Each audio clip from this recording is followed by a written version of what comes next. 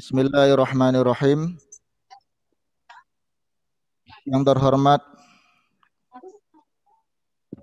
Kepala Sekolah SMP Muhammadiyah 12 GKB Gresik, Ustadzah Foni Libriastuti MSI.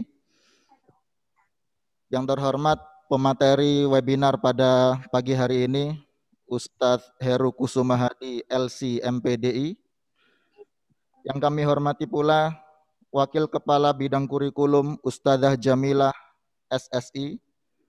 Wakil Kepala Bagian Kesiswaan Ustadzah Wirda Uliana SPD, Wakil Kepala Sekolah Bagian Pembiasaan dan Pembinaan Karakter Ustadzah Rohmawati MPD, Wakil Kepala Sekolah Bagian Sarana dan Prasarana Ustadz Yugo Triawanto MSI, dan yang kami hormati pula Wakil Kepala Sekolah Bagian Bidang Marketing Ustadzah Yuliana Rizkia SPSI. Yuliani Rizkia MPSI SPSI. Bismillahirrahmanirrahim. Assalamualaikum warahmatullahi wabarakatuh. Waalaikumsalam warahmatullahi wabarakatuh. Waalaikumsalam warahmatullahi wabarakatuh. Alhamdulillahi rabbil alamin. Wabihi nasta'inu ala umurid dunya waddin. Wassalamu ala rasulillahi Muhammadin sallallahu alaihi wasallam wa ala alihi wa ashabihi wa man tabi'ahum bi ihsanin ila yaumiddin. Amma ba'd. Puji dan syukur kita panjatkan kepada Allah Tuhan Rabbul Alamin yang hingga pada pagi hari ini selalu dan senantiasa memberikan kita nikmat sehat walafiat, nikmat iman dan takwa kepada kita semuanya, sehingga kita masih diberi kesempatan untuk merasakan dan beribadah di bulan Ramadan tahun 1442 Hijriah pada tahun ini. Salawat dan salam semoga selalu tercurahkan kepada junjungan kita Nabi besar Nabi Muhammad sallallahu alaihi wasallam yang telah memberikan petunjuk kepada kita semuanya sehingga kita dapat mengetahui mana yang hak dan yang batil, mana yang perintah dan mana yang larangan, dan kita mendapatkan taufik serta hidayah dari Allah juga melalui perantara Nabi Muhammad SAW. Baik, untuk selanjutnya materi self webinar Ramadan dengan tema self management, menggapai Ramadan penuh arti, yang akan disampaikan oleh Ustadz Heru Kusumahadi LC MPDI.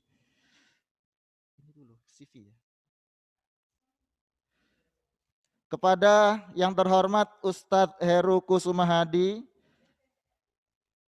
waktu dan tempat serta kesempatan ini kami persilahkan sepenuhnya kepada beliau. Silahkan Ustadz. Terima kasih Ustadz Haris. Bismillahirrahmanirrahim. Saya awali terlebih dahulu. Hamdanillah tabaraka wa ta'ala wa musalliyan ala Rasulillah sallallahu alaihi wasallam wa ala alihi wa ashabihi ajmain amma ba'd. Saya ucapkan sebuah ucapan salam kepada seluruh keluarga besar dari SMP Muhammadiyah 12 GKB Gresik. Ucapan salam yang penuh dengan lapis-lapis doa-doa terbaik untuk semuanya dari keluarga besar SMP Muhammadiyah 12 GKB Gresik. Uhayikum bitahiyatil ahlil jannah wa dinah salam. Assalamualaikum warahmatullahi wabarakatuh. Waalaikumsalam warahmatullahi wabarakatuh. Yang kami hormati Ustazah Foni Libriastuti Magister Science, dan juga seluruh jajaran wakil pimpinan dari SMP Muhammadiyah 12 GKB Gresik, beserta seluruh ustadz dan ustazah yang insya Allah semoga dan senantiasa dimuliakan oleh Allah Subhanahu wa taala. Dan juga ingin menyapa adik-adik sekalian, anak-anakku, siswa dan siswi SMP Muhammadiyah 12 GKB Gresik, ya insya Allah semoga Ustadz berpinta harap, semoga Allah Subhanahu wa taala menjadikan nantinya siswa dan siswi dan juga alumni dari SMP Muhammadiyah 12 GKB Gresik menjadi sosok yang insya Allah secara fid dunya hasanah, mendapatkan kesuksesan, kenikmatan di dunia, namun juga menjadi tujuan akhir adalah bisa menjadi faman zuhziha anin nari wa udkhilal jannah faqad faza. Kesuksesan nantinya fi yaumil akhir, di mana insya Allah kita semuanya dipertemukan oleh Allah di surganya Allah Subhanahu wa taala. Izin Ustadz Haris, ini tadi katanya Ustazah Poni, ini kan sampai berapa lama ini Ustadz? Saya kalau sampai 12 jam pun siap insya Allah. Saya khawatir saja nanti panjenengan puas, saya lemas nanti. Nanti karena Ustadz saya tidak bisa ngobrol sendiri ini, izin nanti bisa ngobrol sama Ustadz Haris nggih? Boleh Ustadz? Ya, boleh, silahkan. Oke. Biar saya nggak bosan melihat wajah saya sendiri. Lagi pula tadi sudah saya coba melihat partisipan kita kurang lebih 350-an. Kemudian saya lihat masih ada yang di-off-kan cam-nya. Ya, itu saya kembalikan ke aturannya dari teman-teman Spam Dallas. Kemudian masih ada juga yang teman-teman kemudian belum fokus. Tapi alhamdulillah ada juga yang mulai fokus. Ya, macam-macam sih fokusnya Ustadz. Tadi saya perhatikan ada yang fokus menata rambut gitu ya. Ada yang fokus kemudian memperhatikan dan lain sebagainya. Semoga sharing di kesempatan menjelang siang kali ini Allah meridhoi segala apa yang kita lakukan. Oleh karenanya Ustadz Ustazah dan juga siswa dan siswi SMP Muhammadiyah 12 GKB, anak-anakku, yuk kita awali dengan sebuah doa. Semoga dengan doa ini Allah Subhanahu wa taala meridhoi segala apa yang Allah kemudian anugerahkan kepada kita. Yuk kita awali dengan sebuah doa yang termaktub pada surat yang kedua Al-Baqarah ayat yang ke-32. Silakan masing-masing dibaca di situ. Subhanaka la ilma lana illa ma 'allamtana innaka antal alimul hakim. Maha suci Engkau ya Allah, tidak ada yang kami ketahui selain dari apa yang telah Engkau ajarkan kepada kami. Sesungguhnya Engkaulah yang maha mengetahui lagi maha bijaksana. Untuk kedua kalinya juga saya mengajak adik-adik semuanya untuk membaca sebuah doa yang dicontohkan oleh Rasulullah setiap mengawali masuk dalam kalender Hijriah. Yuk bareng-bareng kita baca doa ini. Semoga dengan doa ini Allah memberikan kita kekuatan iman dan takwa sehingga bisa menikmati bulan Ramadan 1442 Hijriah ini. Doanya adalah Allahumma ahillahu alaina bil yumni wal imani was salamati wal islami rabbi wa rabbukallah.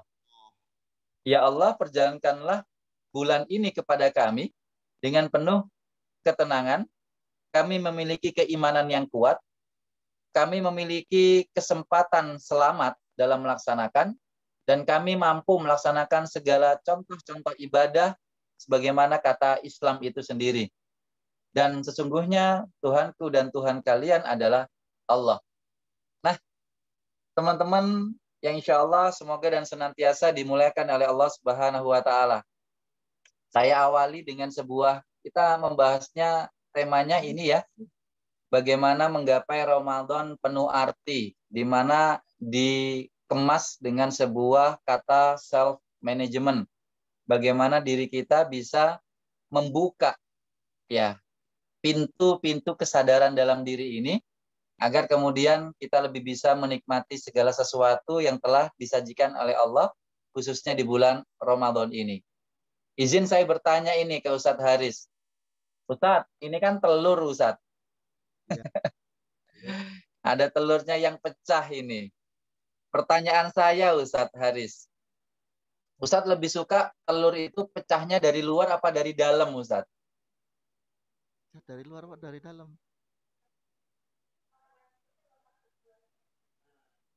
Suaranya Ustadz Haris kecil Ustadz terdengarnya di saya. Pecah dari luar. Kenapa Ustadz? Kenapa? Berarti kalau pecahnya di dalam kualitasnya udah jelek ya, seperti telur busuk gitu kan nanti. Iya. Berarti kalau pecah dari luar jadinya apa Ustadz? Bisa diceplok. Waduh, pagi-pagi sudah mengingat telur ceplok ini Ustadz Haris ini ya. Atau nanti telur mata sapi. Nanti di mana para ayam akan komplain ke sapi. Nah, telurnya loh, telurnya ayam, tapi kok yang dipakai matanya sapi. Nah, teman-teman, khususnya siswa-siswi SMP Muhammadiyah 12 GKB, berbicara tentang self management, saya banyak mendapatkan kisah yang menarik. Saya sebenarnya mengambil sebuah perkataan dari Imam Abu Hanifah yang mengatakan hikayatul ulama atau hikayatun nas, kisah-kisah dari para ulama, kisah-kisah dari orang-orang baik, itu akan memberikan kita dua kebaikan. Satu, nasihat bagi kita. Yang kedua adalah pengingat bagi kita. Di mana kemudian diucapkan oleh Imam Abu Hanifah itu, di mana orang yang berkisah ini, itu adalah mendasar pengalamannya. Dan ternyata yang saya dapati kisah-kisah dari sahabat-sahabat saya, baik yang kemudian mantan preman, kemudian mantan bandar narkoba, dan lain sebagainya, ternyata benar apa ucapan Imam Abu Hanifah. Apa itu? Nasihatnya itu makjleb. Jadi nasihatnya itu langsung kayak deep talk gitu, langsung dalam ke dalam hati itu. Kenapa? Karena yang dikisahkan, hikayat-hikayatnya, itu semuanya itu mendasar pengalaman, bukan teori. Bagaimana teman kami yang HIV AIDS itu kemudian hijrah. Bagaimana kemudian yang mantan preman itu hijrah. Bagaimana yang orang yang memiliki klub malam itu kemudian hijrah. Semuanya itu ditinggalkan urusan-urusan duniawi yang melupakan urusan akhirat demi sebuah kata akhirat. Ternyata kisah-kisah ini begitu dalam ke saya. Sehingga kemudian saya yang tidak pernah mengalami itu, saya tidak pernah masuk ke klub malam. Ustadz Haris pernah, Ustadz? Saya klub malamnya di masjid. Wih, Masya Allah. Seneng saya kalau gini ini ya. 10 malam terakhir. Oh, sebelum malam terakhir. Berarti 20 malam di awal enggak, Ustadz ya? Nah, jadi dari pengalaman teman-teman yang punya klub malam, teman-teman yang dulunya pernah melakukan hal-hal maksiat, itu teman-teman, itu kemudian tersadarkan. Nah, menceritakan ke saya yang tidak pernah merasakan itu, mengalami itu, melakukan itu, tiba-tiba kemudian muncul dari dalam diri saya. Mendingan saya berubah, mendingan saya sadar sebelum saya dapat musibah. Karena semuanya teman-teman kami itu tadi baru taat setelah dapat musibah dari Allah. Lah saya yang belum melakukan hal itu dan tidak melakukan hal itu, tidak ingin mendapati musibah, maka saya memunculkan dalam diri saya, ini loh yang terbaik. Jadi kesadaran itu muncul bukan karena kemudian adanya sebuah paksaan dari luar, hanya sebatas informasi. Teman-teman kami menginformasi Ustazah. Akhirnya saya yang membuka sendiri. Maka kalau ada pertanyaan seperti tadi, telur itu lebih enak pecah dari mana? Ya saya untuk ini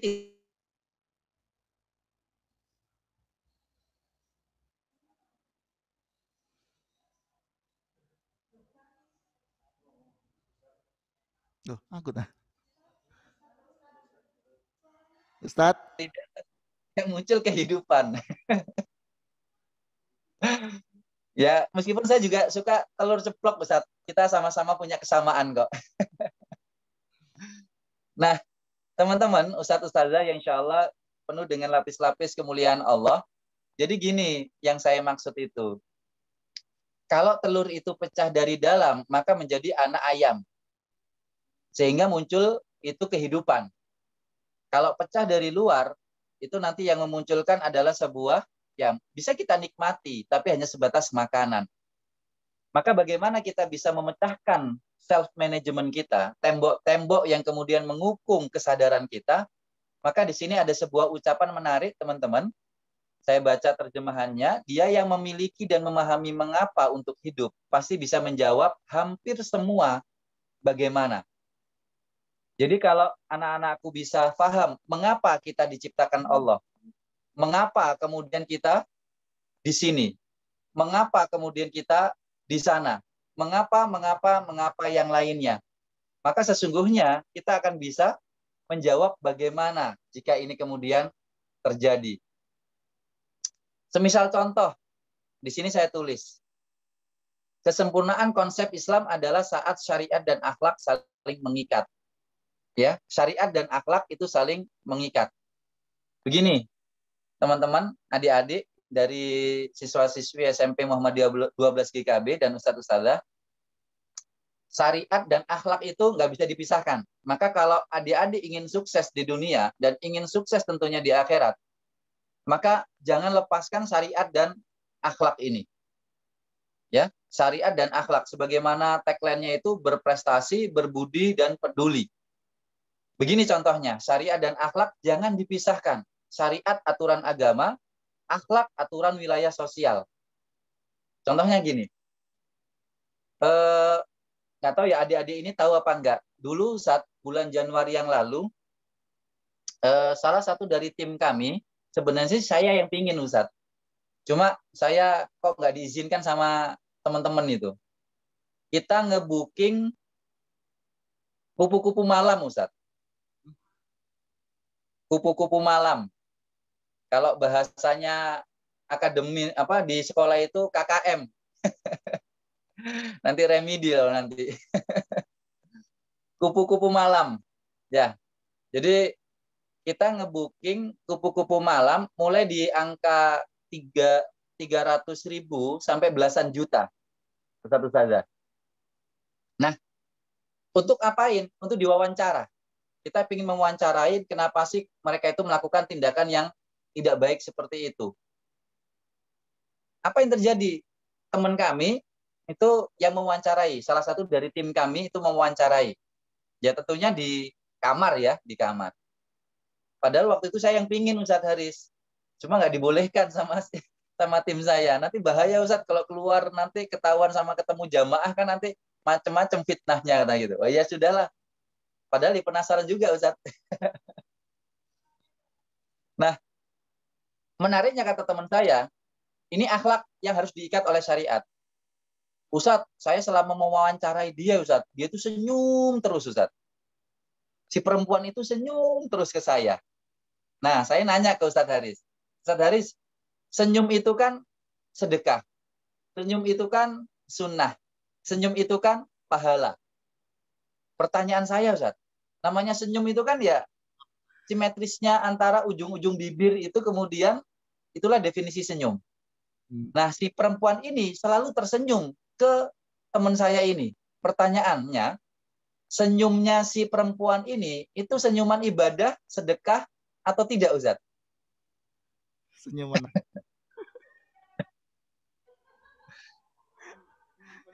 Bisa macam-macam ya.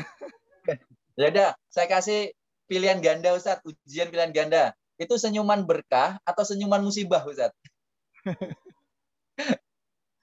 Tergantung kita menanggapinya ya Ustadz ya. Ya, tapi ya kalau laki-laki pada umumnya gimana itu ya? Kalau imannya kuat ya ibadah itu. Alhamdulillah. Senang saya ini dengan statementnya Ustadz Haris ini ya. Nah, gini teman-teman, adik-adik, orang yang senyum, perempuan yang senyum kepada laki-laki itu belum tentu sedekah.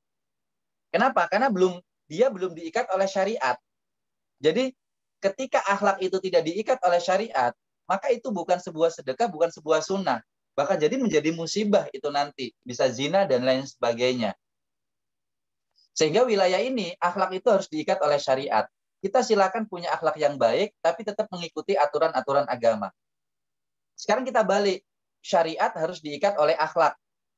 Contoh, kalau adik-adik sholat ke masjid, itu kan syarat sahnya sholat.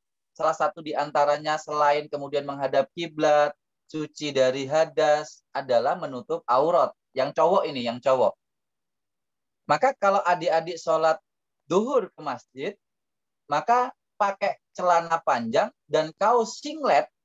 Celana panjang dengan kaos singlet seharusnya sudah sah secara syariat. Cuma pertanyaannya, di Masjid SMP Muhammadiyah 12 GKB pernah dipraktekkan nggak, Ustadz? Karena loh, Ustadz, kalau gitu, Ustadz, nanti pasti viral se-Indonesia, Ustadz. Tetap pakai seragam, Ustadz. Pakai seragam.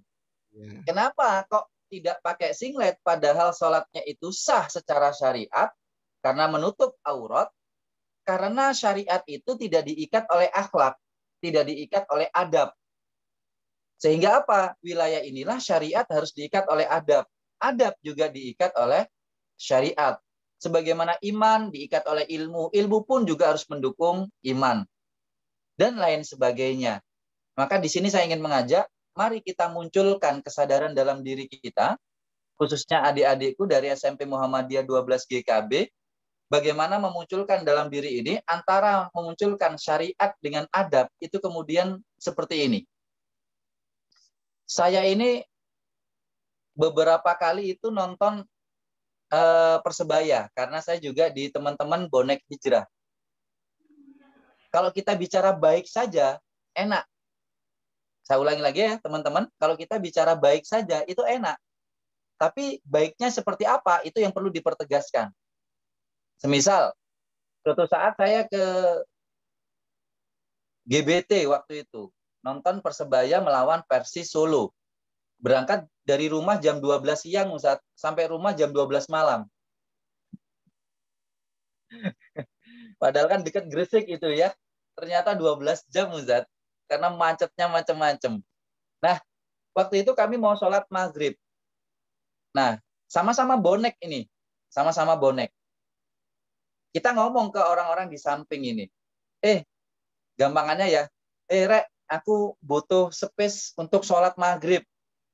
Gara-gara kita sama-sama bonek, ya mereka akhirnya kemudian baik banget dengan kita. Bahkan mempersilahkan teman-temannya untuk minggir. Ngalio. Ini ono konco arep sholat. Ngalio, sholat itu penting. Ngali. Nah, anak bonek yang kemudian mempersilahkan kami ini, itu kan baik. Karena mempersilahkan kami untuk sholat. Nah, saya Ustadz Haris sempat batin, hari ini wapi ini. Berarti kayaknya anak ini nanti ikut sholat. Lah kok dilalah? Dia kemudian setelah mempersilahkan kami sholat, lalu kemudian dia lanjut nonton, nggak ikut sholat. Tapi baiknya dia menyiapkan kami untuk sholat. Itu kan baik, teman-teman. Cuma apakah baiknya ini ternilai pahala? Nah, harus diikat dengan sebuah aturan-aturan agama. Maka teman-teman, khususnya siswa-siswi SMP Muhammadiyah 12 GKB, yuk munculkan kesadaran diri, self-managementnya, tanpa harus ada paksaan, tanpa harus kemudian adanya pressure, tekanan. Lebih dari dalam diri sendiri kita munculkan. Caranya bagaimana? Yuk kita mencoba belajar memahami makna, arti, khususnya di bulan Ramadan ini. Apa saja sih artinya? Apa saja sih hikmahnya? Apa saja sih sudut pandangnya? Maka cara yang paling simpel untuk self-management kali ini, saya ingin mengajak, yuk kita punya sudut pandang yang baik. Semua sudut pandang bisa jadi baik, bisa jadi buruk. Saya ulangi lagi, segala sudut pandang, cara kita menilai itu bisa baik, bisa buruk. Karena kita dalam diri kita ada fa'alhamaha, ujuraha, watakwaha. Jadi bisa baik, bisa buruk. Tapi kita ajak coba menilai semuanya itu baik. Maka nanti akan dapat kenikmatan kok teman-teman. Contoh ya, yang saya rasakan.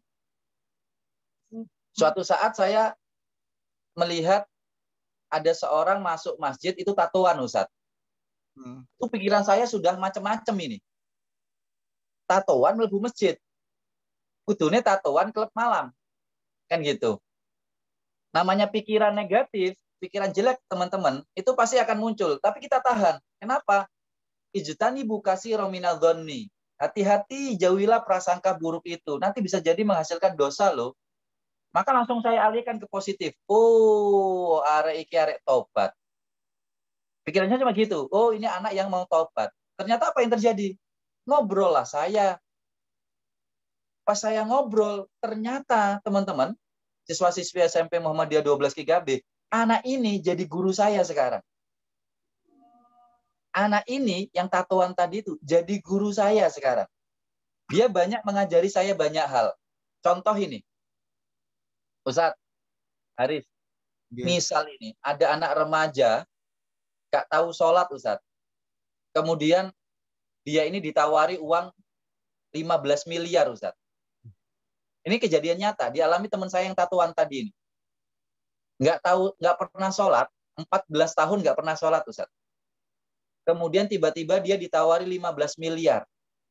Itu pun plus sama menikahi anak perempuan dari seorang ya bapak gitulah.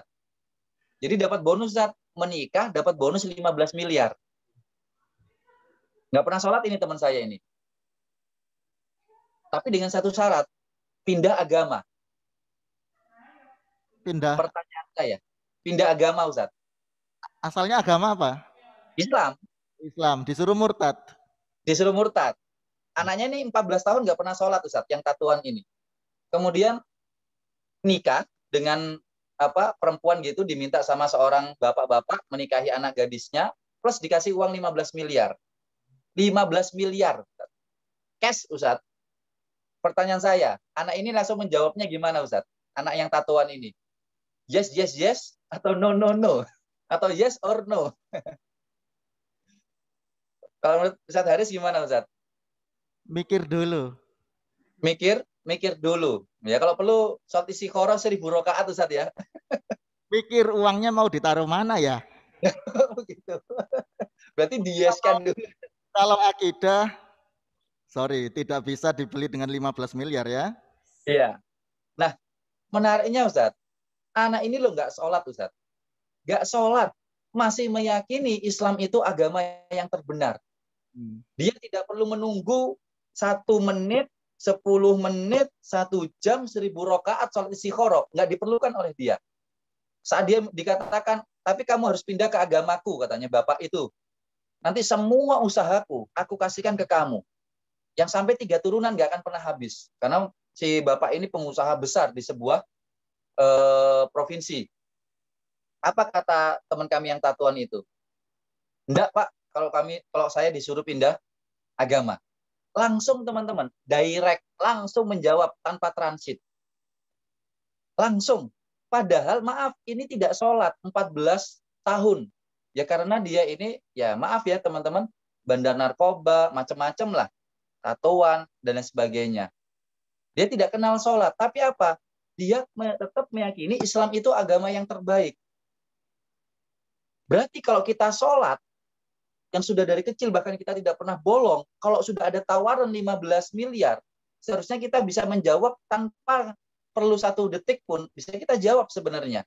Karena kita sudah sholat, sudah lebih banyak paham. Nah, akhirnya anak ini mengajari saya sebuah makna Islam adalah agama yang tidak akan pernah bisa terbeli secara akidahnya dengan berapapun uang. Karena anak ini mengajari seperti itu kepada saya. Padahal dia tidak sholat. Bukan kemudian saya mengajak anak-anakku kemudian tidak sholat. Anak-anakku silakan sholat, berarti lebih kuat daripada dia. Tapi sangat naif kalau kemudian sholat, tapi akidahnya bermasalah. Juga naif. Maka apa yang terjadi? Sudut pandang saya tadi itu yang mengatakan, oh arek tatuan nang masjid berarti arek tobat. Kalau anak tobat ini pasti punya kisah. Maka kemudian saya ajak ngobrol, ternyata itu malah kisahnya mengajari saya. Disitulah teman-teman, sudut pandang positif itu ternyata akan memberikan dampak yang baik untuk kita. Nah, yuk kita mencoba memahami bagaimana sudut pandang positif itu terhadap memaknai bulan Ramadan tahun ini. Teman-teman yang insya Allah dimuliakan oleh Allah Subhanahu wa Ta'ala, saya langsungkan saja di sini ya teman-teman. Saya bagi ada beberapa sajiannya Ramadan di tahun ini yang bisa kita nikmati. Khususnya untuk siswa-siswi SMP Muhammadiyah 12 GKB. Satu, bulan Ramadan ini adalah ibadah yang paling mudah untuk mengajari keikhlasan. Dua, sajian ujian keimanan banyak yang tersajikan. Ketiga, keilmuan Islam banyak dibahas. Keempat, optimalisasi berinteraksi dengan Al-Quran. Berikutnya, kita buat daftar doa-doa terbaik untuk kita. Dan yang terakhir, yakin kita masuk surga. Kalau kita bisa menikmati semua sajian Allah di bulan Ramadan ini. Yang pertama, ibadah yang paling mudah mengajari kita keikhlasan. Jadi gini, kalau namanya anak muda ya Ustadz ya, itu kan riak-riaknya itu gampang Ustadz. Apalagi kalau zaman medsos sekarang ini. Saya pernah ditanya Ustadz, gimana rasanya punya followers yang segitu gitu. Ya, followers saya tidak banyak dibandingkan ustadz-ustadz yang lainnya. Cuma saya dapat nasihat baik dari Habib Anis di Lawang, Malang. Beliau followernya puluhan ribu lah. Jawaban beliau gini, orang yang kemudian punya followers banyak, itu kemudian lebih sulit dia kemudian menjaga perasaan keikhlasannya. Apalagi semua hal yang dia lakukan pasti akan dilihat followersnya. Dan disitulah setan bermain. Nah, sehingga apa? Kata Habib Anis itu mengatakan, paling enak adalah sesungguhnya aku ini hanya dimanfaatkan oleh followersku agar followersku ini kemudian lebih mengenal Allah. Jadi follower saya ini lebih mengenal Allah melalui saya wasilahnya. Dalam bahasa kasarnya itu kata Habib Anis, aku ini cuma dimanfaatkan sama followersku supaya mereka itu lebih dekat ke Allah. Nah pertanyaannya, kalau orang yang dimanfaatkan itu aslinya asik apa enggak asik, Ustaz? Dilihat dari sudut pandang mana dulu ya? Ya kalau dimanfaatkan, kalau imbuhannya Ustaz. Dimanfaat. Kebanyakan kan negatif, Ustaz. Kita dimanfaatkan sebagai perantara untuk mengingatkan followers kita agar semakin dekat kepada Allah, berarti bagus. Dimanfaatkan. Ya. Namun kalau postingan-postingan kita itu yang tidak mengingatkan, tidak mendekatkan followers kita kepada Allah, ini yang kurang baik. Ya. Jadi kata beliau itu, lah aku ini sosok yang kemudian dimanfaatkan oleh mereka. Sehingga tidak ada alasan bagi aku untuk sombong karena aku ini yang dimanfaatkan. Itu kata Habib Anis. Maka disinilah hati-hati khususnya kalau kita beribadah. Ya kalau adik-adik kan biasanya kebanyakan nyari-nyari followers, bahkan harus bayar ya. Maka tolong hati-hati. Nah di bulan Ramadan ini untuk mengajari keikhlasan itu mudah karena nggak ada yang tahu followers kita. Mau kita agak-agak ngantuk-ngantuk, agak-agak lemes-lemes, nggak akan ada yang respon kok. Memang kayak gitu, memang sudah puasa itu, lemes dan lain sebagainya. Mau kita yang agak kuat-kuat gini, kita paksakan, seperti ini. Nggak akan ngaruh. Kenapa? Karena wilayah ibadah yang cepat mengajari keikhlasan itu hanya Ramadan. Hanya puasa Ramadan. Kalau sholat, banyak nanti ya gangguan-gangguannya. Allahu Akbar, cewek cantik lewat. Itu sudah dibagus-baguskan nantinya. Ya. Lagi enak sholat, ustazah lewat. Dibagus-baguskan gerakannya. Lagi sholat, ustadz lewat, difasih-fasihkan bacaannya. Ataupun syahadat, itu juga ada gangguannya. Karena ada interaksi manusia. Syahadat, orang yang bersyahadat harus ada saksi. Sholat berjamaah. Zakat, ada mustahik sama muzaki yang nerima zakat dan yang ngasihkan zakat. Ada manusianya. Apalagi haji, jutaan orang berkumpul, lagi tawaf live, lagi siaran langsung, nggak ada yang nonton lagi, semisal. Wilayah ini sulit untuk mengajari keikhlasan. Maka di bulan Ramadan ini manfaatkan bahwasanya ini adalah madrasah yang paling mudah untuk mengajari kita tentang sebuah pembiasaan ikhlas. Kalau puasa kita sudah bisa ikhlas 30 hari, teman-teman, seharusnya hari berikutnya kita mudah untuk ikhlas. Yang kedua adalah bagaimana Ramadan itu mengajari sebuah makna seperti ini, teman-teman. Ketika Allah Subhanahu wa taala memberikan sebuah sajian, bagaimana kemudian ujian keimanan. Ujian keimanan, ya. Banyak sajian ujian keimanan. Berarti kalau ujian keimanan itu ujian yang sifatnya itu kemudian tidak kita ketahui ghaib. Sifatnya itu ghaib. Tadi saya lihat ada anak kelas berapa ya tadi ya?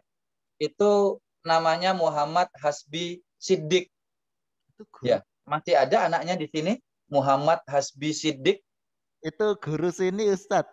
Oh, guru. Waduh. Itulah. Saya terlalu berhusnuzon. Berarti gurunya imut sekali, Ustadz. Muda sekali. Wajahnya apa? Kecil sekali ya, meskipun tadi memang apa? Camnya off memang. Oke. Muhammad Hasbi Siddiq, guru di sana ya. Afwan Ustadz, mohon maaf ketidaktahuan saya. Ustadz Hasbi bisa muncul. Kata Siddiq itu adalah apresiasi dari Rasulullah bagi Abu Bakar yang saat itu meyakini peristiwa Isra wal Mi'raj itu adalah ujian keimanan. Dan kita tahu bulan Ramadan ini nggak ada janji Allah yang sifatnya nyata. Oh, ini Ustadznya. Afwan Ustadz. Oh, Masya Allah. Masih muda juga ya Ustadz Haris. Iya. Kayak murid. Masih bujang. Oh, masih bujang Ustadz. Oh. Tolong kasih kesempatan saya Ustadz membangun satu rumah di surga Ustadz. Katanya kalau orang membantu mencarikan jodoh itu nanti dapat ganjarannya itu satu rumah di surga Ustadz. Alhamdulillah saya sudah punya ada berapa ya rumah di surga Ustadz. Nah boleh kok kalau Ustadz mau berperan membangunkan developernya Ustadz. Ya, terima kasih Ustadz.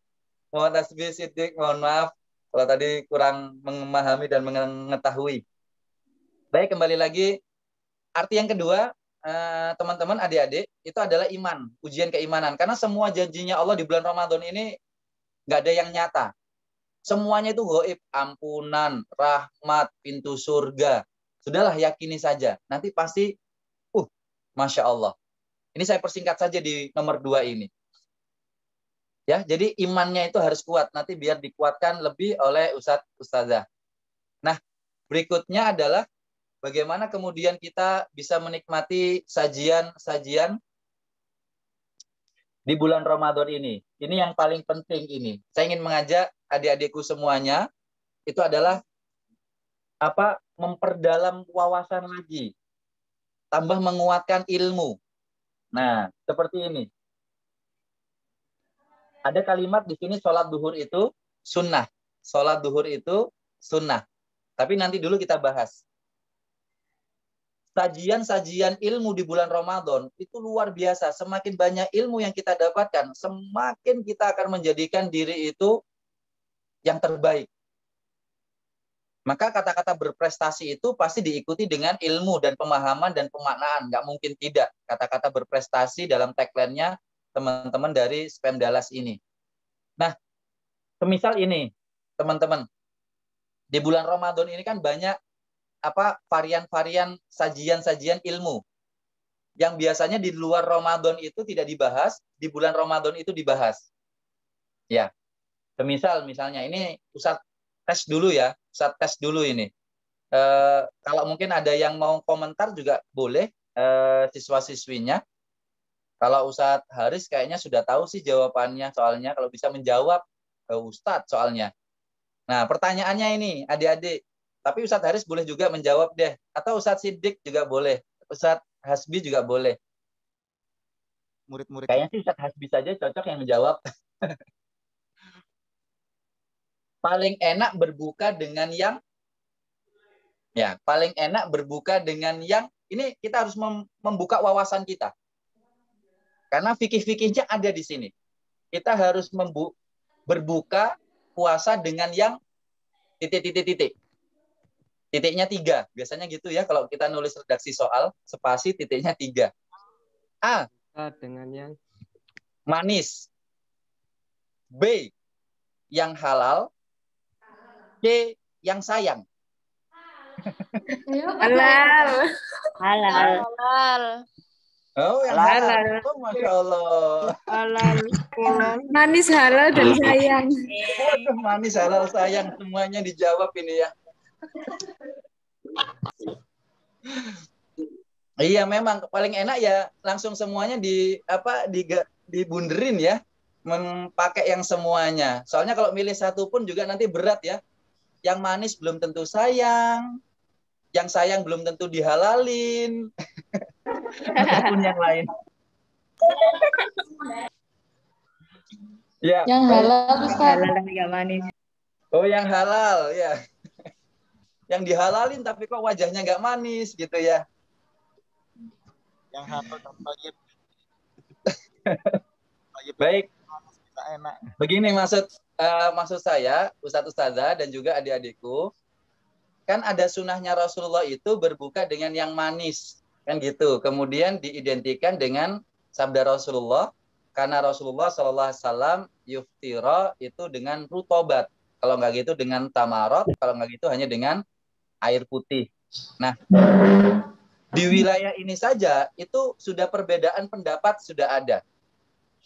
Sehingga wilayah-wilayah di bulan Ramadan ini banyak sekali ilmu-ilmu yang disajikan oleh Islam dalam wilayah fikih. Nanti adik-adik tanya saja ke ustadz-ustadz. Kenapa? Karena banyak yang dibahas di bulan Ramadan, tapi di luar Ramadan nggak dibahas. Contoh, suatu saat ada seorang pemuda, anak remaja itu nanya, dulu tapi ini Ustadz Haris, dulu sekali. Ustadz, itu loh Ustadz, temanku itu loh. Lah kumur-kumurnya 3 kali Ustadz, tapi kok dimuntahkannya cuma 2 kali Ustadz. Kumur-kumurnya waktu wudhu itu 3 kali, cuma dimuntahkannya 2 kali. Nah kalau ini di luar bulan Ramadan, kan nggak dimasalahkan.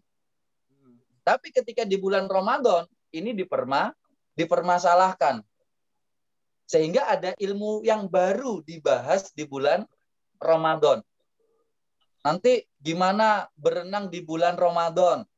Nah itu adik-adik bisa tanyakan ke Ustadz sama Ustazah. Karena sajian-sajian keilmuan ini lebih luas nantinya. Dan semakin kita lebih banyak belajar pemahaman agama Islam, al-Islamnya tadi, dan lain sebagainya, ini akan lebih membuat adik satu berprestasi, 2 adik punya akhlak atau dalam tagline di sini itu berbudi. Kalau tadi doa yang kita baca, al-alim, al-hakim. Alim mengetahui banyak hal, hakim lebih bijaksana. Contohnya seperti apa? Contohnya kalimat tadi. Sholat duhur itu sunnah. Kalau menurut adik-adik itu benar nggak itu kalimatnya? Sholat duhur itu sunnah. Benar? Benar apa salah?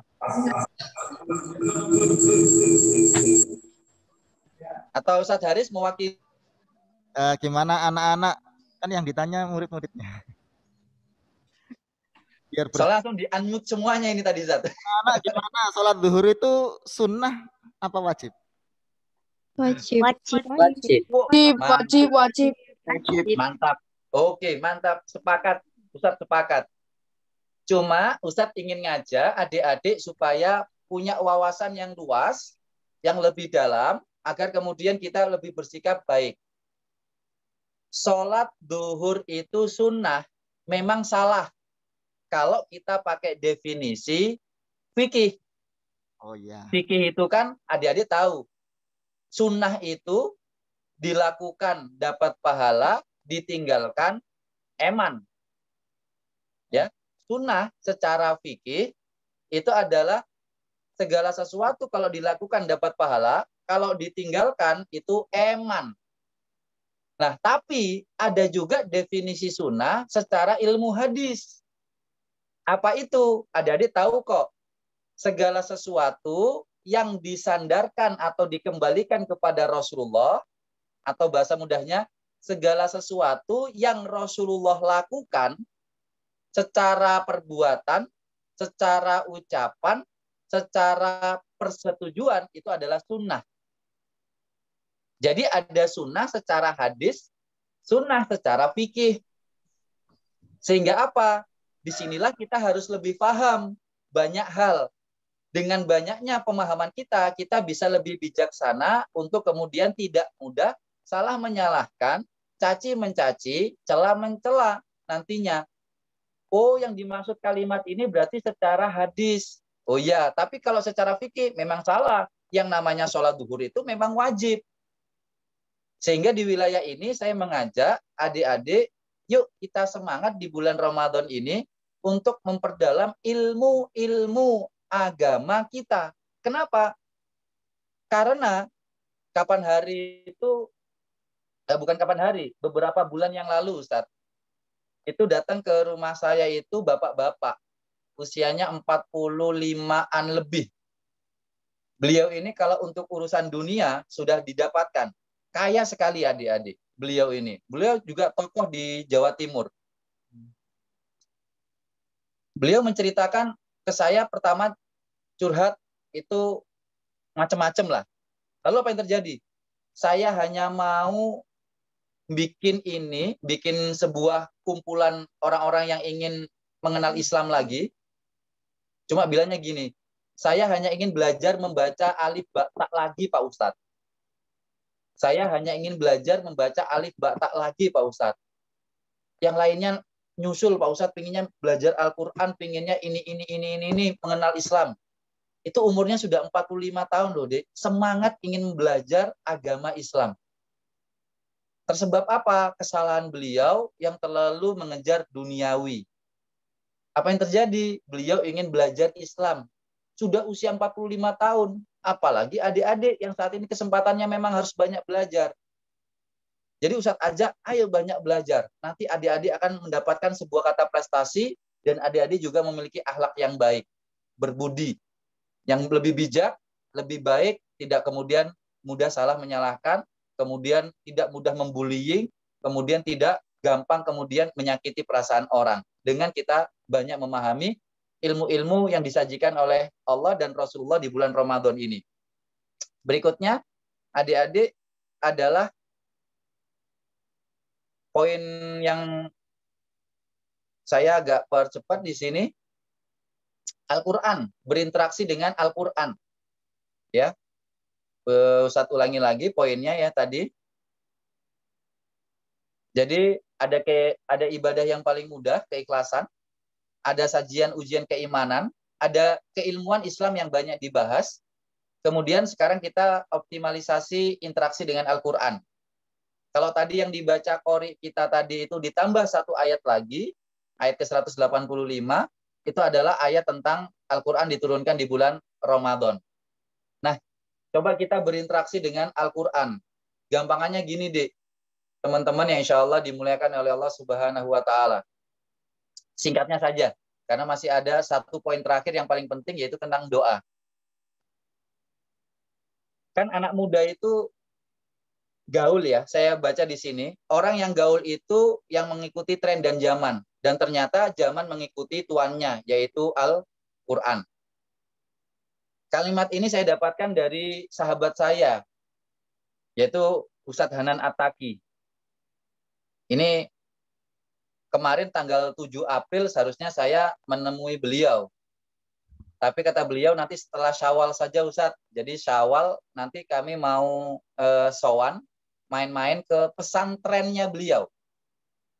Bukan pesantren, trennya itu bukan pakai TREN, adik-adik, tapi pakai tren, TREND. Jadi pesan lewat tren. Beliau punya pondok pesantren, Ustadzah, di bagian atasnya Kota Bandung. Pokoknya keren lah, Dik. Bahkan nanti mihrab, bukan nanti, sudah dibikin musolahnya itu, mihrabnya itu langsung menghadap ke alam luas. Pokoknya ciamik pokoknya pesantrennya beliau ini. Dan materi-materinya ya yang gaul-gaul gitu. Nah, kalimat beliau itu gini menariknya. Namanya anak gaul pasti mengikuti tren di zaman itu. Pasti mengikuti tren di zaman itu. Ya, kalau yang suka kemudian dengan musik tahun 90-an mungkin ada Sheila on Seven. Itu berarti kalau ngikutin, berarti trennya ngikut, gaul. Sekarang K-pop. Kalau Ustadz Haris, tahu Ustadz waktu itu. SO7 Ustadz. S07 tahu. Setuju. Oh, lagunya yang mana Ustadz? Apa? Lagunya, judulnya apa Ustadz yang tahu? Sampai lupa judulnya, liriknya yang hafal. Wah, gitu liriknya. Waduh, sekalian nyanyi ini Ustadz. Sepia Ustadz ya. Kalau zaman sekarang Ustadz. Udah kalau dulu kan ngikutin seperti itu ya adik-adik. Kalau sekarang ada juga. Nah, kalau saya sekarang nggak gaul Ustadz, saya nggak tahu sekarang saya. Sebutin anak-anak pasti tahu itu. Oh gitu ya. Kalau sekarang saya nggak gaul ini. Nah, jadi kata Ustadz Hanan Ataki itu, pesannya beliau, yang namanya anak gaul itu adalah yang ngikuti zaman. Dan zaman di situ ada tren. Dan menariknya kata Ustadz Hanan Ataki, yang namanya zaman itu mengikuti tuannya. Jadi zaman itu kemana-mana mengikuti tuannya. Dan tuannya zaman ini adalah Al-Quran. Kenapa? Karena Al-Quran tidak mengikuti zaman, tapi zaman mengikuti Al-Quran. Kok bisa? Karena Al-Quran yang diproduk 14 tahun yang lalu sampai sekarang itu masih bisa dipakai, masih bisa difungsikan. Lihat, yang namanya Al-Quran yang saya pegang ini, adik-adik, ini kan mukjizatnya Rasulullah. Sama dengan tongkatnya Nabi Musa. Cuma pertanyaan saya, kalau sekarang ada tongkatnya Nabi Musa dan Al-Quran ini, kira-kira yang letaknya di museum yang di mana? Tongkat Nabi Musa. Pasti tongkat Nabi Musa. Kenapa? Karena tongkatnya Nabi Musa itu hanya bisa bisa on, bisa berfungsi jadi ular. Itu kalau cuma di tangannya Nabi Musa. Di tangannya Nabi Harun enggak berfungsi. Ada sebuah kisah Israiliyat dikisahkan ketika Nabi Musa kemudian naik ke atas Bukit Tursina, Gunung Tursina, tongkatnya itu kemudian dititipkan kepada Nabi Harun. Dia nggak berubah. Buat memukul batu juga nggak pecah. Kemudian diminta berubah jadi ular juga tidak berubah. Jadi kalaupun tongkatnya Nabi Musa yang keren itu pernah membelah Laut Merah itu, kalau sekarang ada, paling cuma diletakkan di museum, nggak berfungsi. Tapi menariknya mukjizatnya Rasulullah SAW yang Al-Quran ini dipegang oleh siapapun juga, di zaman apapun juga, itu langsung bisa terinstal, langsung bisa on, langsung bisa difungsikan kemanfaatan Al-Quran ini. Apalagi di bulan Ramadan ini yang Al-Quran diturunkan. Maka naif sekali adik-adik kalau kemudian di bulan Ramadan kita kemudian tidak banyak berinteraksi dengan Al-Quran. Pingin gaul, buka Al-Quran. Karena zaman mengikuti Al-Quran. Sampai sekarang 14 abad yang lalu Al-Quran diciptakan, terproduk, sampai sekarang masih bisa dipakai. Berarti kan Al-Quran ini diikuti zaman. Kalau Al-Quran mengikuti zaman, pasti ada yang berubah di dalam Al-Quran. Pasti itu. Maka kalau adik-adik ingin gaul, ya ikuti saja Al-Quran. Nanti adik-adik pasti akan menjadi sosok yang keren. Ya, karena kita tahu gaul itu keren. Kalau sesuai dengan syariat. Tapi kalau tidak sesuai dengan syariat, ya gaulnya nggak keren. Lah Rasulullah sendiri sudah menyarankan kita untuk gaul. Kata Rasulullah, mukhaliton nasu wayasbiro. Orang yang bergaul dengan manusia dan bersabar itu lebih baik daripada orang yang tidak bergaul dengan manusia. Hadis riwayat Imam Muslim. Maka teman-teman, yuk kalau teman-teman ingin keren, teman-teman ingin gaul, mumpung pas ini di bulan Ramadan, turunnya Al-Quran, teman-teman belajar dengan Al-Quran untuk menjadi sosok yang gaul, bermanfaat, bermartabat, penuh dengan nilai-nilai taat, bukan nilai-nilai maksiat. Nah, yang terakhir, anak-anakku yang insya Allah dimulaikan oleh Allah Subhanahu Wa Taala itu terkait dengan doa. Ya. Munculkan self-managementnya itu paling dalam itu adalah dengan doa. Setiap teman-teman ingat adanya sebuah doa, maka teman-teman ingat teman-teman itu adalah hambanya Allah. Tapi kalau ada orang yang tidak ingat dengan doa, maka sesungguhnya dia tidak ingat dirinya itu adalah seorang hamba. Maka Allah begitu marah kepada hambanya yang kemudian tidak meminta kepada Allah. Marah. Sedangkan kita berbeda, manusia dengan manusia itu malah marah kalau banyak diminta. Kalau saya misalnya minta Ustadz Haris, Ustadz minta besok, Ustadz minta besok, Ustadz minta. Ustadz Haris bisa marah dengan saya. Tapi Allah kebalikannya. Kalau hambanya ini tidak minta, malah yang dimarahin. Maka di bulan Ramadan ini Ustadz ajak, yuk kita perbanyak doa-doa kebaikan-kebaikan kita di bulan Ramadan ini. Mengapa? Karena gini teman-teman, saya tunjukkan sekilas terkait dengan slide-nya. Kan Ramadan tahun ini itu, bukan Ramadan tahun ini, tepatnya Al-Baqarah ayat yang ke-183 ini kan ayat tentang perintah Ramadan. 184 fidyah dan qadha bulan Ramadan. 185 Al-Quran di bulan Ramadan. 186 itu adalah doa, tapi tidak ada kaitannya dengan Ramadan. 187 suami istri di bulan Ramadan. Nah, jadi pertanyaannya adalah, di sini saya tulis warnanya. Kalau ada warna hijau, hijau, hijau, biru, hijau, ya. Kalau ada warna hijau, hijau, hijau, biru, hijau, kira-kira yang kita fokuskan, kita lihat yang mana, teman-teman? Biru. Biru. Kenapa kita fokuskan yang biru? Karena yang aneh sendiri. Saya ulangi lagi, karena yang aneh sendiri. Maka menjadi pertanyaan, kenapa kok ayat tentang Ramadan, ayat tentang doa itu ada di bulan Ramadan? Di ayat-ayat di bulan Ramadan. Berarti ada yang unik ini. Harus kita teliti. Ternyata kok hadisnya tambah menguatkan. Jadi kalau tadi itu pakai bahasa-bahasa Al-Quran, ulumul Quran, dengan munasabatul ayat, atau kemudian dengan ilmu balaghahnya di dalam pembahasan ilmu ma'ani, oh yang jelimet-jelimet itu, ada takdim wa takhir. Intinya, secara ilmu Al-Quran, ini ada yang unik. Secara ilmu hadis, lebih ditegaskan lagi. Ternyata apa? Ada 2 hadis yang semuanya sama redaksinya, cuma berbeda satu kata, yaitu as-shaim, yang satu pakai hatta, yang satu pakai hina. Maksudnya, satu, doa orang yang berpuasa itu diijabahi sampai berbuka. Berarti berapa jam itu, teman-teman? Doanya dikabulkan Allah sampai berbuka. Berarti berapa jam itu? 12 jam. Yang kedua, saat berbuka. Saat berbuka. Nah, disinilah rahasianya. Kenapa sampai berbuka dengan saat berbuka doa itu yang diijabahi oleh Allah?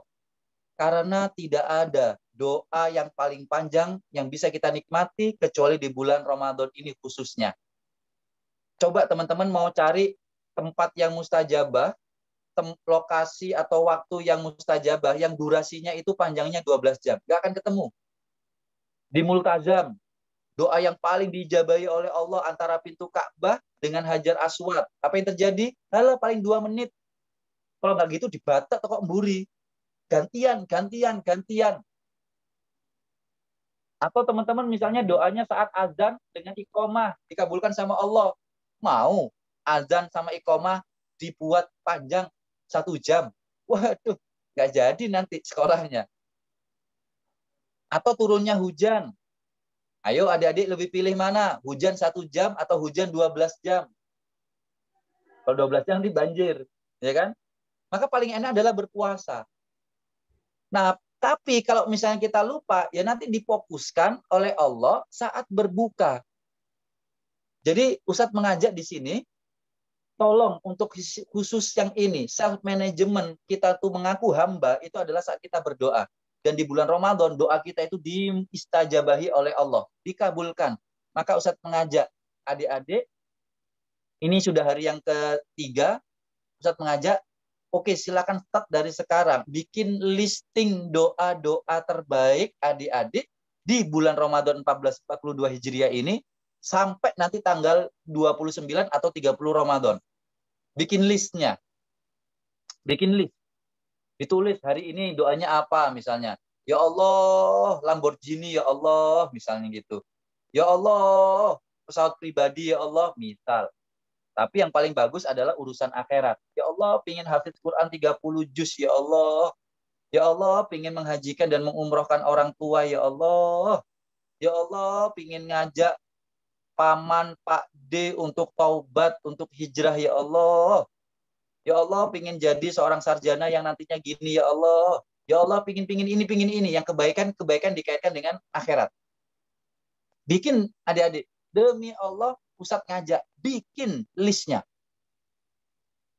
Nanti kalau nggak percaya, 11 bulan kemudian, adik-adik lihat, pasti antara 1-2 doanya itu dikabulkan. Loh kok bisa? Karena sudah janjinya Allah dan sudah sunnahnya Rasulullah. Saya pribadi, alhamdulillah, menikmati program doa-doa terbaik ini di beberapa Ramadan ke belakang yang lalu. Ada saja, Dik. Bahkan saya pernah, maaf adik-adik, saya pernah berdoa gini, ya Allah, ini dakwah kami ini membutuhkan sarana yang lebih bagus ya Allah. Izinkan jika kami diperkenankan, kami memohon untuk sebuah kebaikan untuk mobilitas dakwah kami di komunitas kami ini. Izin kami mohon sekali ya Allah memiliki fasilitas transportasi yang memadai. Apa yang terjadi adik-adik? Nggak pakai lama waktu Ramadan itu. Tiba-tiba ada orang kemudian menawari saya untuk memberikan, beliau-beliau ini memberikan mobil untuk aktivitas saya. Dan juga tentunya untuk dakwah. Ada saja caranya Allah itu mengabulkan. Maka berdoanya tentunya dengan adab yang baik, dijaga aturan-aturan doa-doanya, jangan makan minum yang haram dan lain sebagainya, ibadahnya dikuatkan, falyastajibuli, barang siapa yang memenuhi seruanku, azan datang, waktunya zikir, nanti doanya itu langsung kun fayakun nanti. Adik-adik minta misalnya, ya Allah, mobil sporty 2 pintu, ya Allah, yang turun nanti Lamborghini sama Ferrari. Tapi kalau adik-adik berdoanya tapi kemudian tidak mengikuti aturan dan ada berdoa, ya Allah, mobil sporty, ya Allah 2 pintu, yang muncul pickup. Ya, sama-sama 2 pintunya. Makanya ikuti adab-adabnya. Sekali lagi, yuk bikin list doa-doa terbaik. Bagaimana cara berdoanya? Nah, ini saya tutup di sini ya. Nanti kalau ada kita sharingkan kembali. Caranya adalah saat berbuka, ajak papa mama, abi umi, ayah bunda, itu duduk. Ini kalau Ustadz di keluarga ya, kalau Ustadz di keluarga. Alhamdulillah, ini tadi Ustadz Muhammad Hasbi kan belum nikah. Kalau Ustadz sudah nikah, alhamdulillah. Istrinya Ustadz itu 4 anaknya. Gitu ya. Jadi kalau pas berbuka itu anak-anaknya Ustadz dudukan. Gitu ya. Anak-anak Ustadz dudukan. Kemudian kayak kemarin ini. Kemudian berdoa Ustadz. Caranya bagaimana? Azan berkumandang. Nah Ustadz ini pakai doa yang dhahabat doma'u. Ustadz doanya itu pakai dhahabat doma'u. Adik-adik kalau pakai Allah malakasumtu ya silahkan. Kalau Ustadz gini, nanti bilang sama, ini pesannya tolong disampaikan ke ayah bunda ya. Ini karena penting sekali ini. Adik-adik bisa dapat 1 miliar kok. Benar, dapat 1 miliar. Tapi masa kalah dengan 10.000? Ya. Jadi nanti pas azan berkumandang, kemudian ajak papa, mama, ayah, bunda, abi, umi minum. Barang 1, 2, 3 tegukan. Kenapa? Karena harus membatalkan dulu di sini. Dahabat doma'u, telah hilang dahagaku. Maka adik-adik minum. Wabatalatil uruk, telah basah kerongkongan. Basah ya dik ya, bukan banjir, basah. Ya, kalau banjir itu nanti gelek, 1 gelas habis. Ya, jangan. Sorry. Hanya basah, berarti 3 tegukan. Nah, setelah 3 tegukan, langsung ajak ayah bunda berdoa. Adik boleh yang mimpin. Ayah bunda, sekarang adik yang mimpin ya, gitu. Adik mimpin, bismillahirrahmanirrahim, alhamdulillah. Ustadz yakin adik-adik dari SMP Muhammadiyah 12 GKB sudah bisa memimpin doa. Gini doa, kemudian bilang sama ayah bunda sekarang ada waktu 1 menit, silakan ayah bunda berdoa sesuai dengan harapan masing-masing. Yuk kita berdoa sesuai dengan harapan masing-masing. Lalu kemudian kita berdoa, diam gitu, diam. 1 menit. Setelah itu adik tutup lagi. Rabbana atina fid dunya hasanah. Amin gitu. Nah, setelah itu baru kemudian berbuka. Kurang lebih 3 menit, teman-teman. Tapi mohon maaf, 3 menit kita punya kesempatan dapat 1 miliar. Hanya kalah dengan es degan, es campur, yang itu hakikatnya setan. Setan berubah wujud jadi es degan, es campur, yang harganya hanya 10.000, menggagalkan kita untuk berdoa. Kita seharusnya bisa berdoa minta 1 miliar, nggak jadi berdoa gara-gara gelek es degan tadi. 1 miliar hilang gara-gara 10.000. Loh kan rugi, naif. Maka Ustadz mengajak adik-adik untuk mengingatkan orang tua memanfaatkan momentum berbuka itu untuk berdoa. Karena ada kesempatan besar hal yang bisa kita dapatkan di dunia ini dengan kita itu kemudian berdoa di buka puasa. Ya. Seperti itu. Bahkan kemarin saja kemarin berbuka itu Ustadz cerita ke teman Ustadz di RCTI Plus waktu itu. Ustadz bilang kemarin kan Ustadz ngisi di RCTI Plus, bukan RCTI-nya, RCTI Plus di aplikasinya. Kemudian Ustadz juga menyampaikan pesan ini. Pas buka puasa, dia nge-WA saya. Ustadz, sebentar, saya mau dapat 1 M ini dari Allah. Katanya dia gitu. Oh, amin. Semoga mendapatkan apa yang dilafalkan doa-doanya. Kemudian saya ditanya, kalau Ustadz berdoa apa tadi Ustadz? Kata yang pihak RCTI Plus-nya tadi. Kemudian saya bilang, saya berdoanya ini. Waktu itu kemarin saya berdoa minta bisa umroh sekeluarga. Lalu saya ditanya sama dia, anak-anaknya berdoa apa Ustadz? Nah ini saya juga nanti nanya ke adik-adik, Dek, nanti pas sudah lagi berdoa sama gini, nanti kan ayah bunda berdoa, nanti adik nanya, ayah tadi berdoa minta apa ayah? Gitu. Bunda tadi minta doa apa? Ya sambil berbuka, biar nanti enak. Di keluarga itu ketika berbukanya itu bisa menikmati makan, minum, tapi juga bisa menikmati berkomunikasi, ngobrol dengan keluarga. Tanya saja, ayah bunda tadi minta apa sama Allah? Gitu-gitu. Nah kemarin Ustadz nanya ke anak Ustadz yang perempuan, langsung itu auto berbesmili. Waktu Ustadz tanya ke anak gadisnya Ustadz itu, dia menjawab tadi berdoa minta semoga nanti ketika nanti di surganya Allah itu bisa ketemu semuanya dengan ayah bunda, dengan kakak-kakak, kata putrinya Ustadz. Nah itu kan sudah sebelum dikabulkan nanti di surga, itu sudah enak hatinya itu. Shelf-nya Ustadz itu sudah ces gitu loh, Dek. Jadi nanti adik akan merasakan sama. Kalau nanti ayah bunda doa apa? Kata ayah, tadi ayah mendoakan adik semoga gini. Adik menjadi anak yang berbakti, adik menjadi anak yang sukses, nanti punya perusahaan, bisa punya pondok pesantren, penghafal Quran dan sebagainya. Itu nanti enak deh kalau mendapatkan omongan yang baik dari orang tua. Nah, agar self manajemennya adik itu terbangun dengan sendirinya. Nanti pasti bisa merinding, bisa kadang-kadang nanti nangis, ataupun ya tersentuh hatinya dengan ucapan-ucapan orang tua dalam kondisi yang penuh berkah itu. Sementara itu dulu Ustadz Haris dan juga Ustadz Ustadzah pada kesempatan siang hari ini masih ada 1 poin, yaitu tentang terbebas neraka ataupun kita kemudian masuk surga. Itu sudah banyak disampaikan oleh Ustadz Ustadzah mungkin di sekolah. Jadi adik-adikku dari SMP Muhammadiyah 12 GKB, jangan lupa ya, banyak sajian-sajian Allah di bulan Ramadan ini. Yuk, silakan dipilih, dinikmati. Silakan yang paling mudah sampai yang paling sulit, karena semuanya tentunya penuh dengan kebaikan dan ridho dari Allah Subhanahu wa Ta'ala.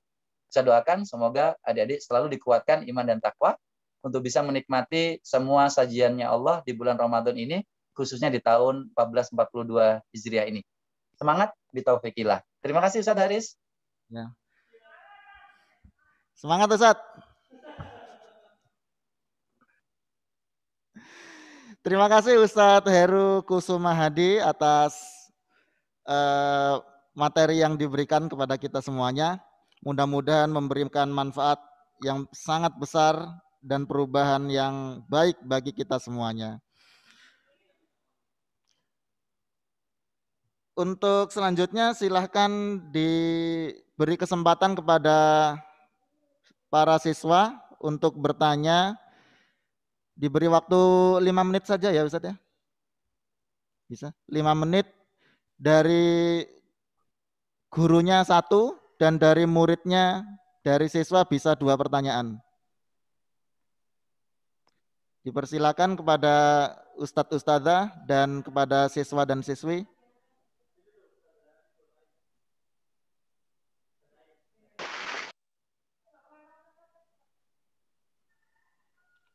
Ustadzah Ain Nurwindasari, dipersilahkan. Ya baik, terima kasih Ustaz.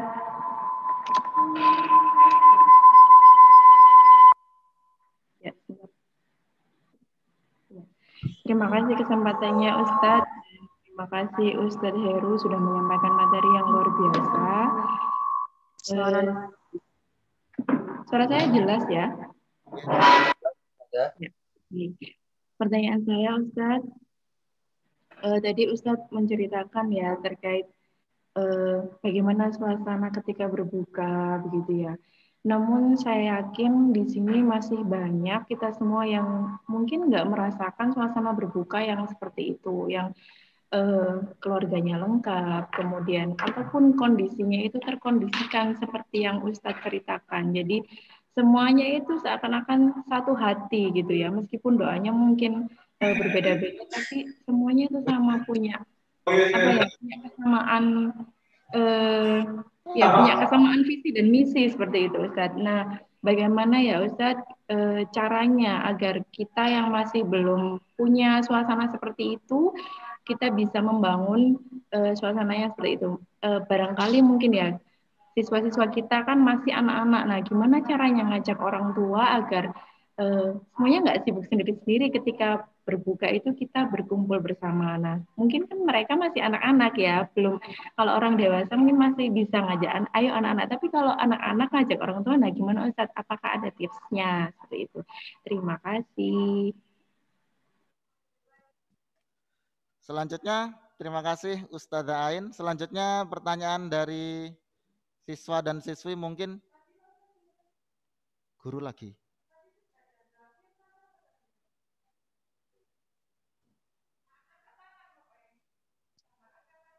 Zafira.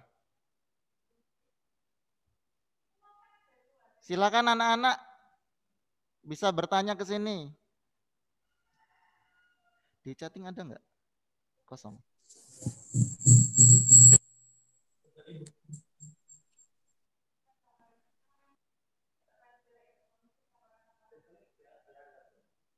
Muncul pojok kiri kan.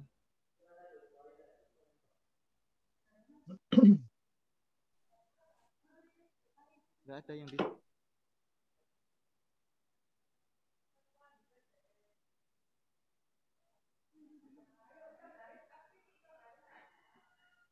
Kalau gitu Ustadz Heru mungkin bisa dijawab dulu pertanyaan yang tadi. Bagaimana bisa bagi anak-anak kita ini loh, anak-anak yang anggota keluarganya ngapunten kalau belum lengkap ada di rumah, itu bagaimana anak-anak bisa mengajak keluarganya bahkan memimpin berdoa bersama ketika buka puasa. Ya, terima kasih Ustadz Haris dan juga Ustazah Ain. Memang tidak mudah ya Ustadz-Ustazah dan juga adik-adik, apalagi nanti adik-adik yang ngomong misalnya ke ayah bunda misalnya, ataupun juga sebaliknya mungkin Ustazah nyampaikan.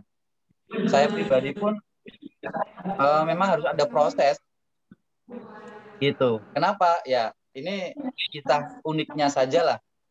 Ketika saya awal-awal dulu memimpin di rumah gitu ya, itu memang godaannya itu banyak. Saya misalnya nyoba dari awal itu berdoanya agak saya panjangkan, sekitaran 4 menitan, 3-4 menitan. Itu sudah anak-anak itu sudah komplain, sudah risih. Lama sekali sih doanya ya, macam-macam bla bla bla bla gitu ya. Yang kedua kemudian teknisnya mulai ngomong ke istri, ya makanan, minuman sementara jangan disajikan dulu deh gitu. Kalaupun disajikan tolong ditutup agar anak-anak tidak tergoda oleh guyonan saya ke istri itu, setan-setan yang berwujud kolak dan lain sebagainya itu tadi. Nah, wilayah ini memang satu perlunya harus dimulai, baik yang orang tuanya bisa kumpul ataupun yang tidak kumpul. Kalaupun tidak kumpul, ya tetap menjadi alternatif solusinya adalah video call dan lain sebagainya. Karena saya harapkan memang sebuah kenikmatan berbuka itu dirasakan itu adalah bersama dengan keluarga. Karena kalau seandainya hanya sebatas ngabuburit gitu ya, kemudian bukber, itu hilang esensinya kalau pakai dua istilah itu. Karena sekarang pun ngabuburit juga definisinya berubah, Ustadz Haris. Ngabuburit itu kalau pesan saya ke Ustadz Abdullah Hasbi itu ngabuburit itu ngajak buru-buru merit, Ustadz.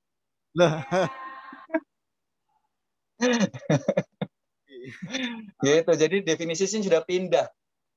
Tapi kalau untuk ngabuburit, bukber bersama keluarga, itu substansinya masih dapat. Maka satu harus lakukan, apapun kondisinya. Ayah masih kerja lah, boleh kok adik-adik kemudian ngajak video call ayah. Karena pasti kalau sudah azan berkumandang, apapun pekerjaan kita, ya pasti itu. Ya, maksudnya pasti berbuka. Ayah di tempat kerjanya, waktu azan berbuka, pasti ayah nggak akan kerja, pasti berbuka. Maka boleh kok di video call, misalnya yang lain sebagainya. Nah, satu harus dilakukan. Yang kedua, dibiasakan. Nah, sebelum dibiasakan ini harus ada pengkondisi-kondisian. Contoh yang saya tahu, oh anak saya tidak bisa panjang doanya. Oh anak saya ini mungkin saat ini haus banget karena nggak kuat misalnya. Maka doanya saya persingkat.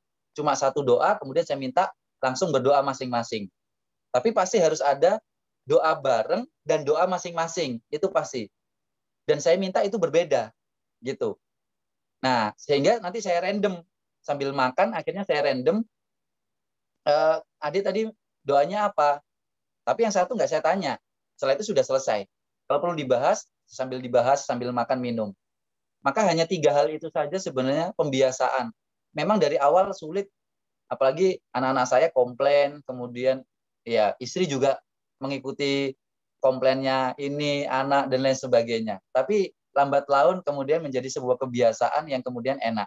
Memang benar tadi ada bahasa-bahasa komunikasi yang tetap dibangun untuk kemudian difahamkan. Ini hanya butuh 3 menit maksimal. 3 menit maksimal. Masa sih dengan logika apapun nggak akan bisa ditolak. Masa 3 menit untuk dapat 1 miliar, kemudian kita menghilangkan itu. Maka logika apapun tidak akan bisa menolaknya. Pasti mengiyakan. Maksudnya pasti membenarkan gitulah. Masa 3 menit tidak bisa sih kita untuk ngobrol bareng dengan sekeluarga dan bareng dengan Allah Subhanahu wa taala. Memang benar Ustazah Ain, komunikasi, tapi juga perlunya pembiasaan agar nanti bisa ternikmati. Saya kurang lebih sudah 5 tahun ini kok Ustazah. Jadi memang ada sisi-sisi transformasinya. Pasti itu, nggak mungkin tidak. Sementara seperti itu dulu sharingnya. Ya. Terima kasih Ustadz Heru. Dan dipersilakan ada dari 1 siswa untuk bertanya. Siswa, jatahnya siswa. Itu siswa. Anis Khairun. Oh ya, untuk Ananda Anis Khairun Nisa dipersilahkan bertanya. Iya, Assalamualaikum Ustadz. Saya mau perkenalkan, nama saya Anis Khairunisa Ambarwani dari kelas 8D. Saya mau bertanya Ustadz, bagaimana cara mencintai Al-Quran sepenuhnya supaya menjadi remaja gaul yang taat? Terima kasih. Terima kasih Mbak Anis.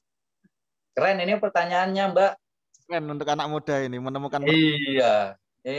Di komunitas saya itu bahkan tagline-nya itu gaul itu menjadi salah satu alasan kita untuk masuk surga, Mbak. Makanya tagline kita itu gaul tu jannah.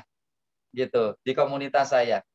Jadi gini, Al-Quran ini kan mau kita pelajari sampai kapanpun umur kita habis, nggak akan selesai ilmu-ilmunya.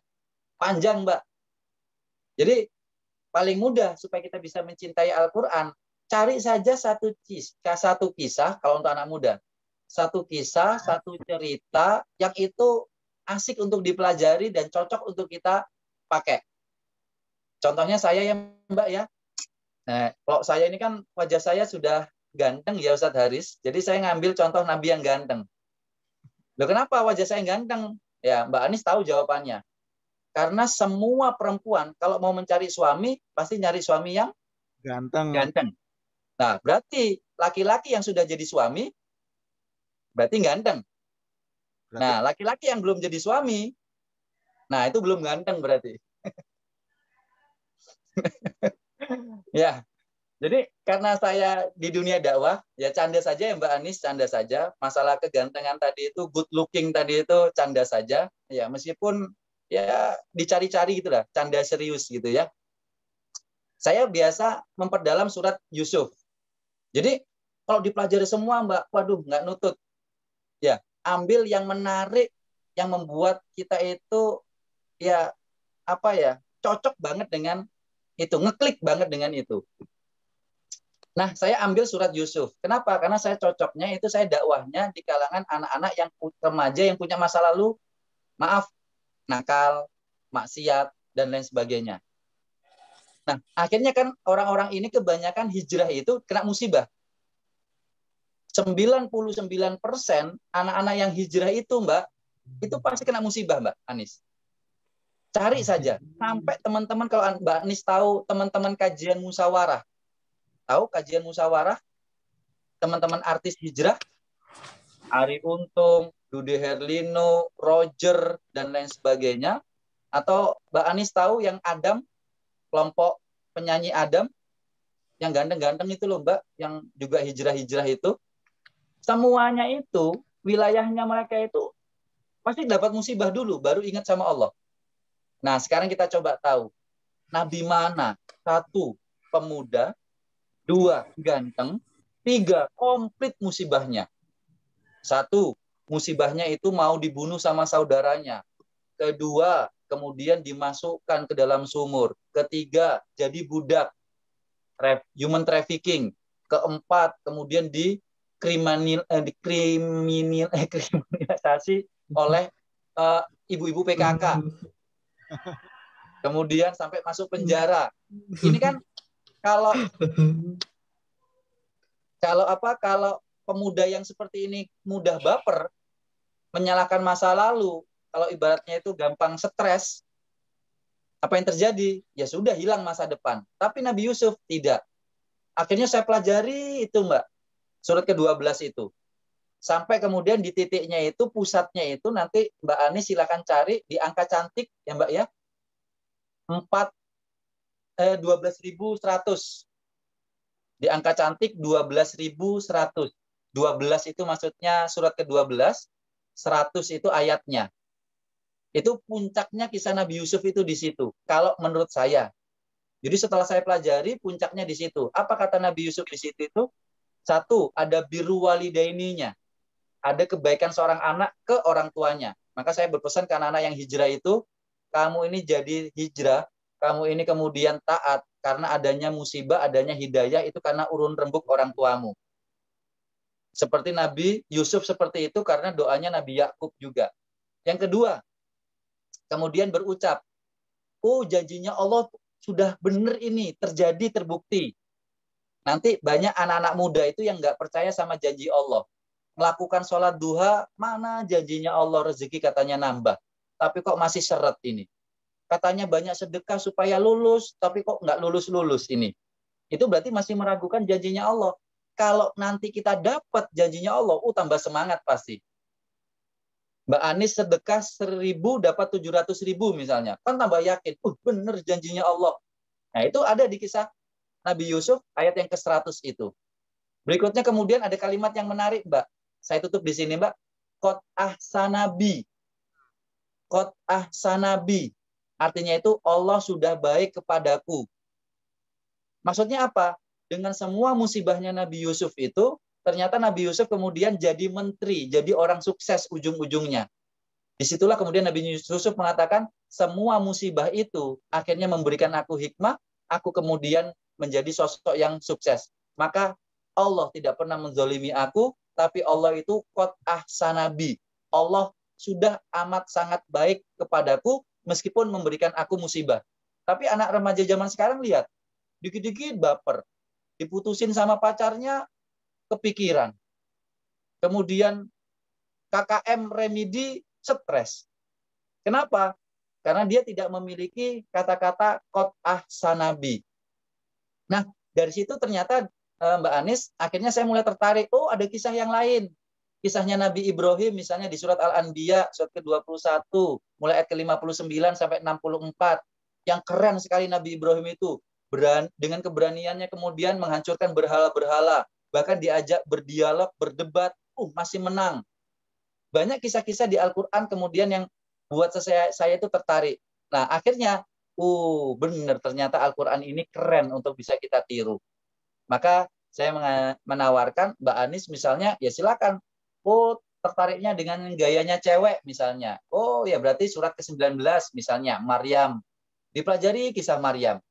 Atau kisahnya ibu-ibu yang atau perempuan-perempuan yang keren-keren di Al-Quran. Oh, ibunya Nabi Musa misalnya. Oh, berarti di surat ke-28 mulai ayat yang ke-5 seterusnya misalnya. Jadi banyak kisah-kisah yang menarik, Mbak. Oh, ada juga misalnya kisah perempuan itu gimana dapat jodoh. Ini nggak ngajari Mbak Anis, ngajari mungkin ada yang lain ya, yang belum menikah misalnya Ustazah. Maka pelajari misal surat ke-28 Al-Qasas ayat ke-21 sampai 28 misalnya. Nah, pokoknya banyak yang disajikan di dalam Al-Quran itu kisah-kisah yang menarik bagi kita. Karena Al-Quran pasti akan diikuti oleh zaman. Terima kasih Ustadz Haris dan juga teman-teman yang lainnya. Terima kasih Ustadz Heru Kusuma Hadi dan terima kasih juga kepada Ananda Anis Khairun. Kalau ingin lebih panjang tentang kisah-kisah klasik dan menarik tentang Al-Quran, kita lanjutkan waktu PKDA ya. Baik, dari sekian banyak materi yang telah disampaikan oleh Ustadz Heru Kusuma Hadi, bisa ditarik beberapa kesimpulan. Tolong anak-anak bisa mendengarkan, yang tadinya selalu matiin kamera, entah masih di situ atau tidak, tolong bisa mendengarkan, bisa memperhatikan. Kalau tidak ikut materinya selama ini tadi kurang memperhatikan, bisa menyimak kesimpulannya. Ya, yang masih ada di bumi ini, silakan dengarkan anak-anak, silakan dengarkan kesimpulannya. Yang disampaikan dari Ustadz Heru Kusuma Hadi tadi ada beberapa poin, diantaranya adalah munculkan konsep diri dari dalam individu kita. Seperti halnya sebutir telur, kalau pecahnya itu dari dalam, berarti disitulah munculnya kehidupan. Kemudian memahami makna kehidupan dari berbagai sudut pandang. Karena orang yang tahu mengapa, itu dia pasti akan menemukan jawaban dari pertanyaan bagaimana. Poin yang ketiga, bila kita punya banyak teman atau punya banyak followers, ajaklah mereka untuk mendekatkan diri kepada Allah dengan cara memanfaatkan ketenaran kita. Kalau kita dikenal oleh banyak teman, dikenal banyak orang, manfaatkan diri kita untuk mengajak mereka bertakarub kepada Allah.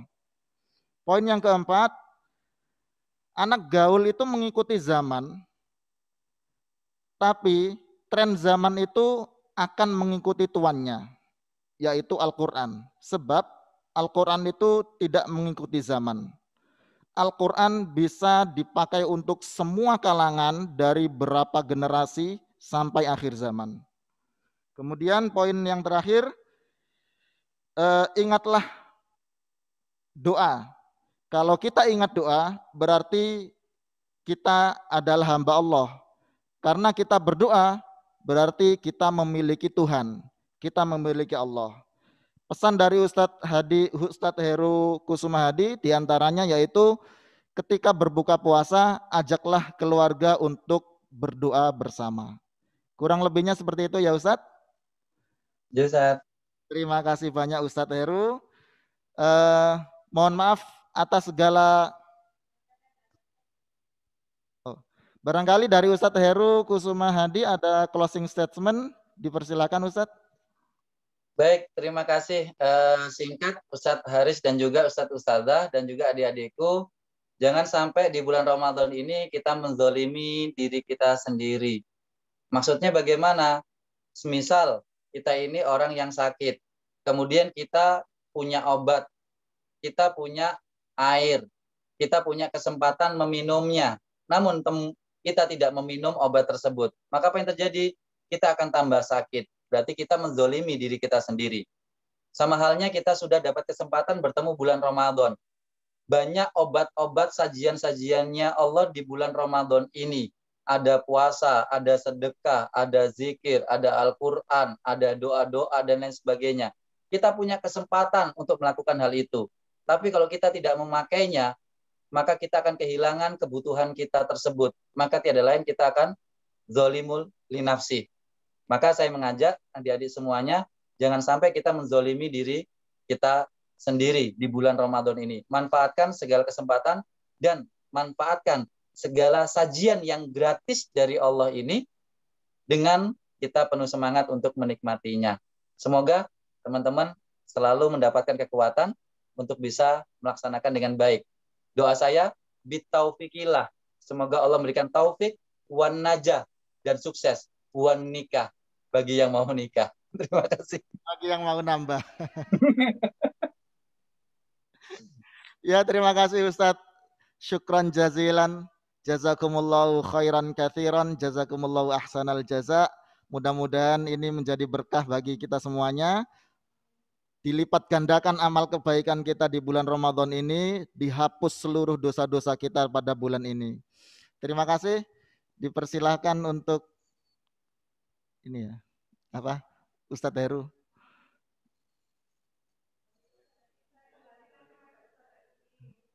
Saya mewakili sebagai moderator mengaturkan terima kasih banyak dan mohon maaf atas segala kekurangan dan kesalahan saya. Untuk selanjutnya akan saya kembalikan kepada MC. Subhanakallahumma wa bihamdika asyhadu an la ilaha illa anta astaghfiruka wa atubu ilaik. Wassalamualaikum warahmatullahi wabarakatuh. Waalaikumsalam warahmatullahi wabarakatuh. Waalaikumsalam warahmatullahi